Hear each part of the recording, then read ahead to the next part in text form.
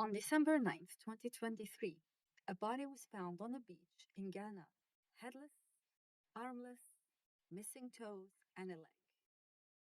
A police preliminary investigation found no signs of violence or anything incriminating. This is Raw Crime. I'm your host, Dyhia, and this is the glimpse story of Samuel Abayitey, a 38-year-old observer, fisheries observer from a little village in Ghana. You may think this is just or yet another story of a man who died in Africa. That's true. You may be right.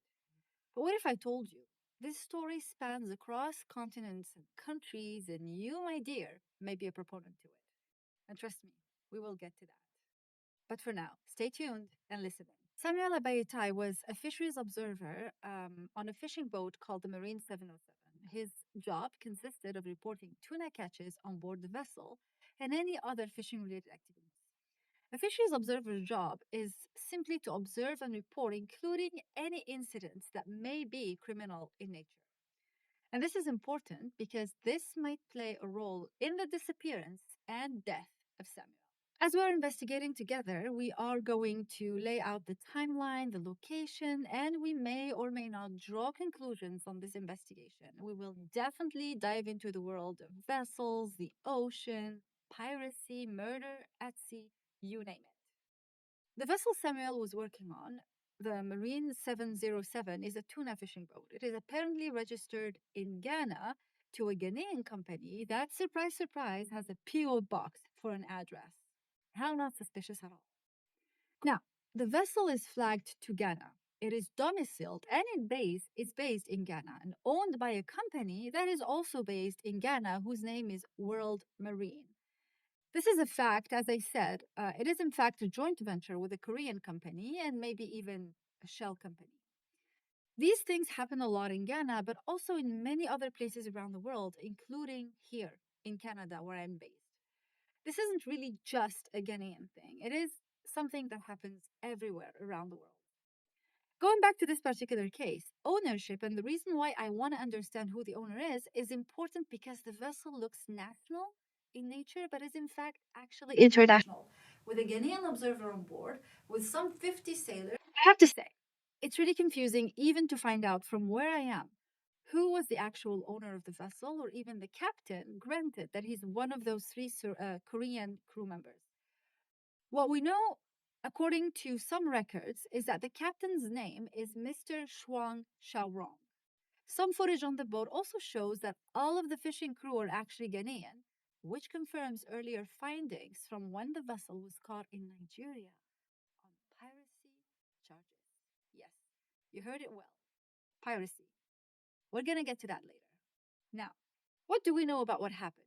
We thought that on October 24th, Samuel was on the vessel and that the vessel was docked at the port of Tema, which I thought I confirmed by receiving or by reviewing satellite tracks of the vessel.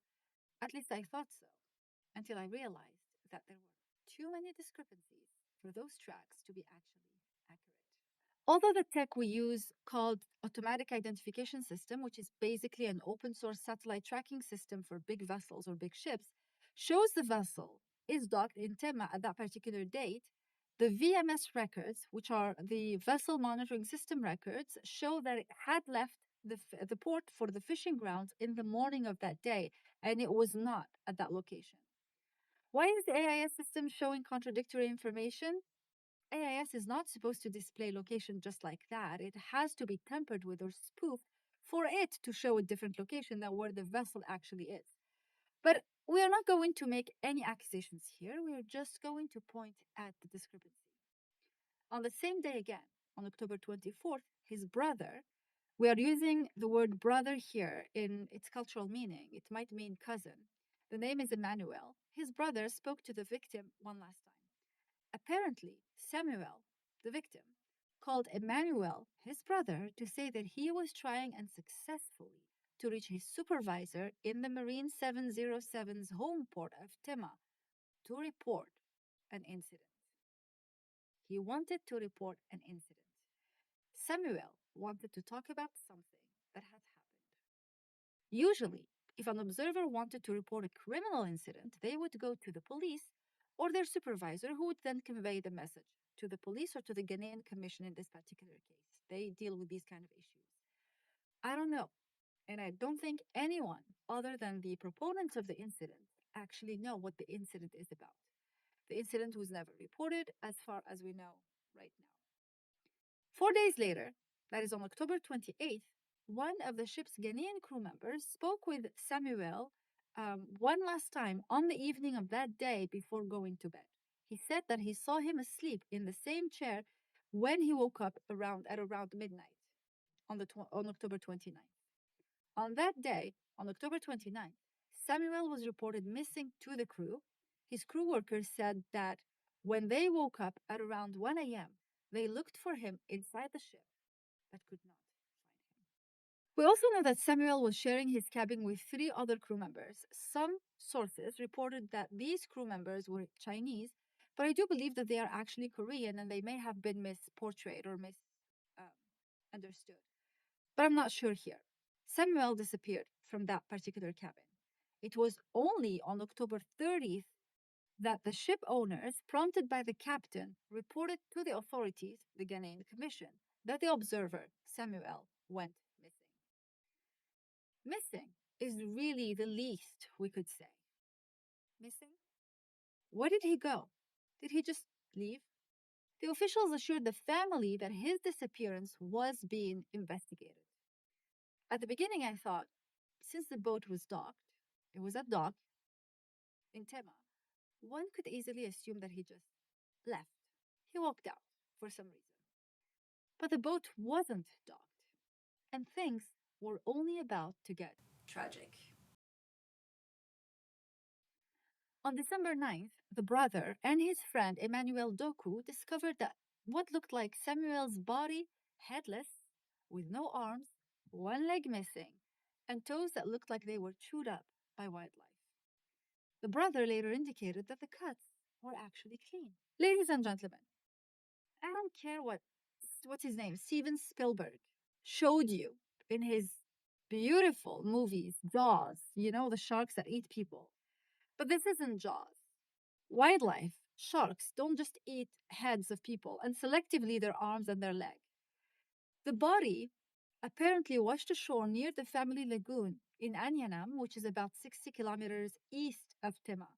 The brother only recognized the body because of the orange t shirt that Samuel was wearing and a distinctive mark that is traditionally given to the man in that particular village on his body or on his back.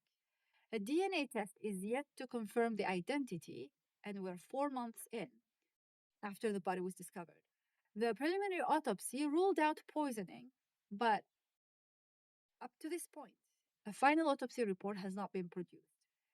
Okay, you may say, if someone did murder him, it makes sense to sever the head and the hands, so nobody could recognize the face or identify the body through the teeth or the fingerprints.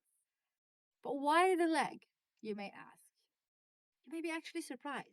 But the only reason why the police often uses one of the fingerprints is because criminals usually do not go barefoot.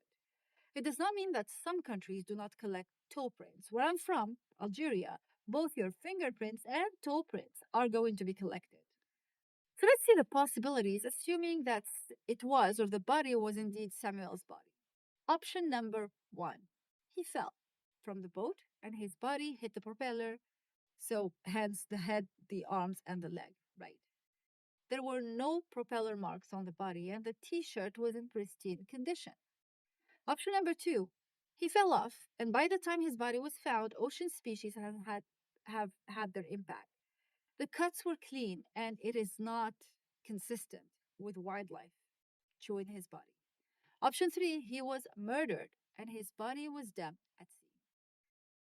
If that was to be the case, whoever did this was cautious enough to cover their tracks, but not smart enough to look for unique body marks or features.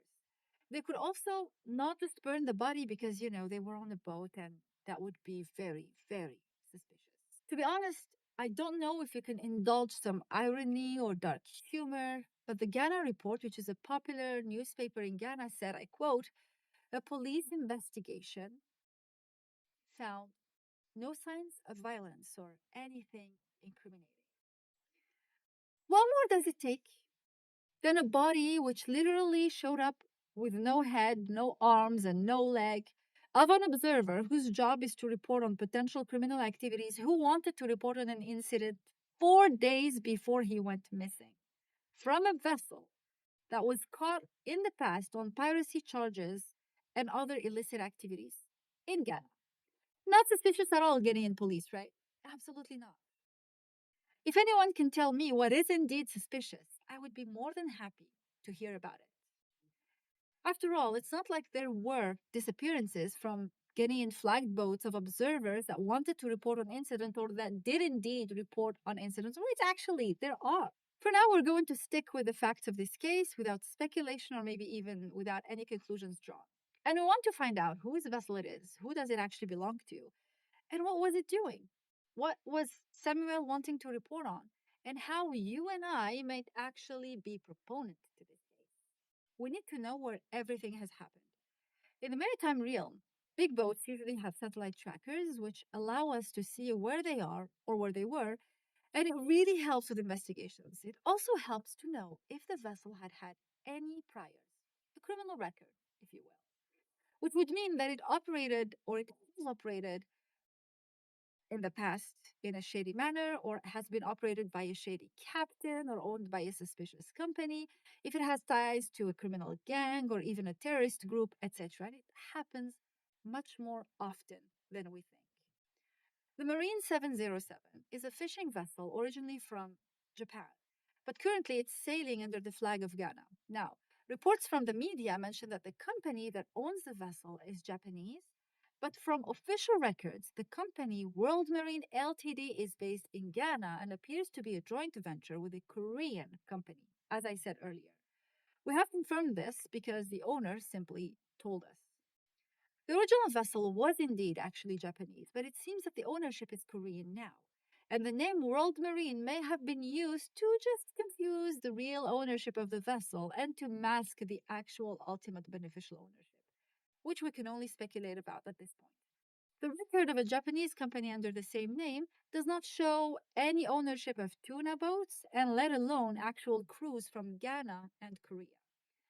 We most certainly know that when the vessel was caught off Nigeria in 2020 on piracy charges, as I mentioned earlier, and other illicit activities, the crew included 3 Koreans and 48 Ghanaian members. This is a certainty because the Korean consulate got involved. And one thing is certain, World Marine is not the beneficial owner. Whoever the other owner is, the Korean owner, that is the beneficial owner. So basically, that is where the money flows. So let's try to find out who it is. Looking into the official United Nations database, and yes, the United Nations database has pretty much a data set for everything, including the vessel's ownership and sometimes the vessel ownership history. In this particular case, the vessel's ownership history shows that it was owned on and off by this company, World Marine, at the same address, a PO box in Ghana.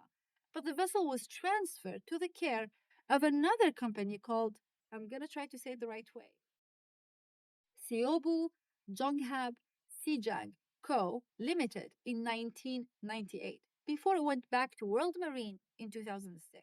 This gets complicated. Both companies exist to this day in parallel. Siobu Jonghab Sinjang is based in Korea and also owns the sister ship of the Marine 707 called the Marine 703, which was owned again in 1993. Remember when the first transfer occurred?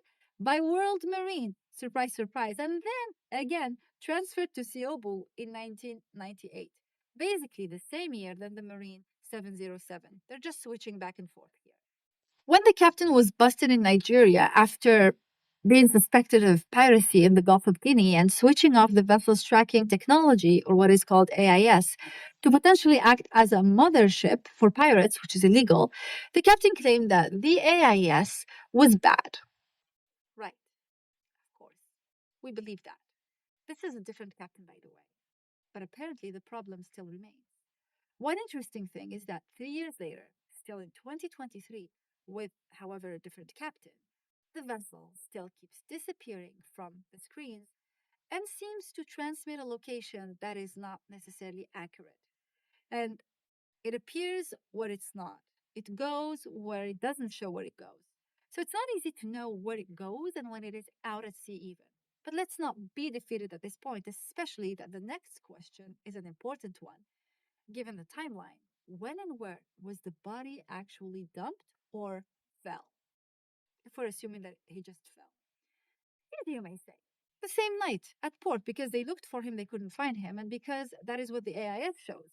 If we trust the company, the same one that has a record, and the same company whose vessel has a really shady AIS track, we can abide by the conclusion that the starting point is somewhere at sea. We even have coordinates. All we need to know is the direction and the speed of the currents in that particular area. So let's CSI the F out of it. But let's start with entertaining the idea that he fell off before we work on the CSI stuff. And before we go forward with the forensics of the vessel movements, current patterns, speed, etc., direction, there are a few things that need to be said here first. First, Samuel's brother said that the cuts were not consistent with animal bites. Digging further, what we know so far is that the head, the arms, and the leg were indeed cut off. So maybe then it was the propeller of the boat. That would have been likely if they disappeared while the boat was moving, but that is not consistent with the fact that there were no other cuts on the body if indeed it was the propeller. So let's go back to where the body actually was. The victim's friend said that on October 29th, they looked for Samuel everywhere on the ship and they couldn't find him. So, what would normally and logically place the falling in the ocean or the dumping of the body on that day, the 29th or the 30th, right? The AIS track of the vessel shows that the vessel was at the time in Tema. But we know now that it actually was not. On the 30th, the vessel was 17 kilometers or 9.2 nautical miles southeast of the port of Tema, where the vessel was supposedly at that location.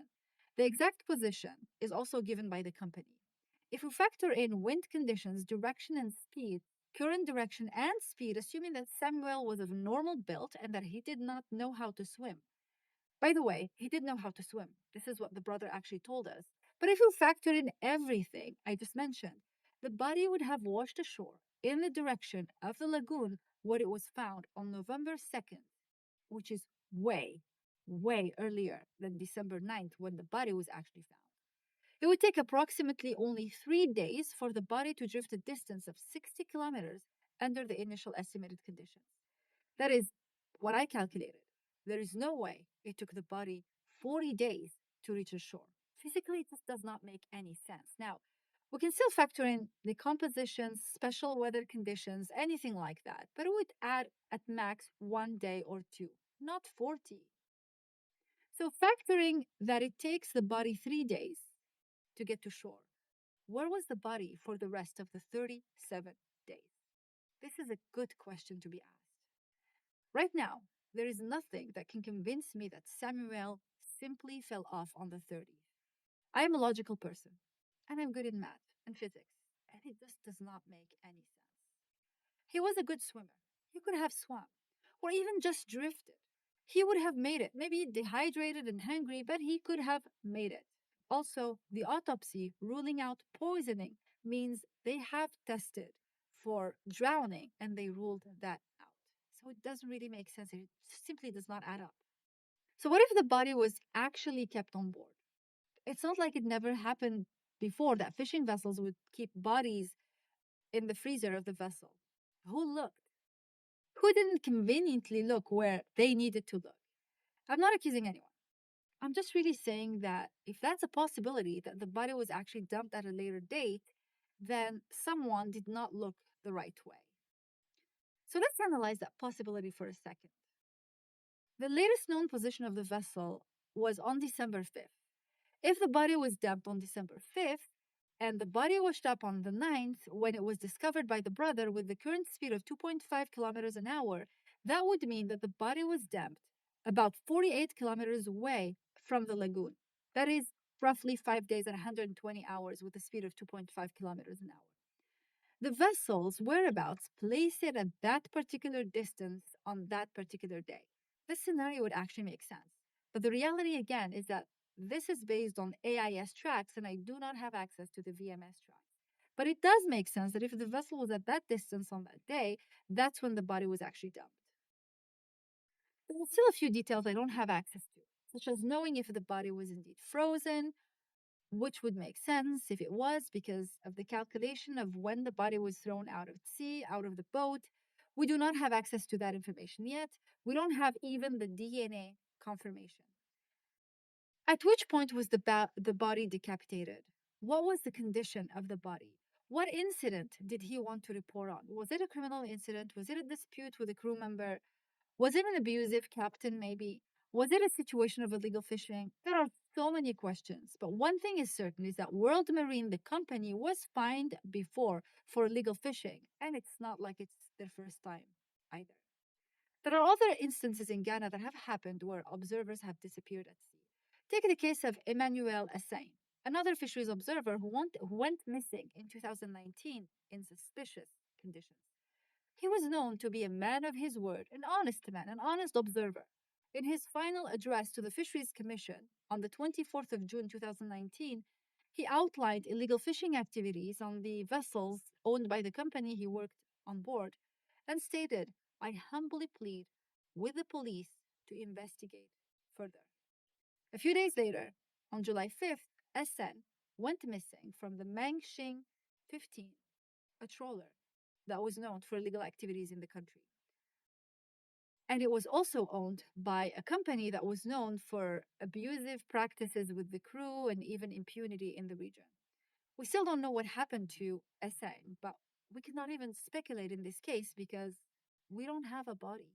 There is no autopsy. There is nothing that could have been done in this particular case if there is no body. In this case, the Ghanaian police did interrogate some workers on the boat, but they all have been released and went back at sea to work.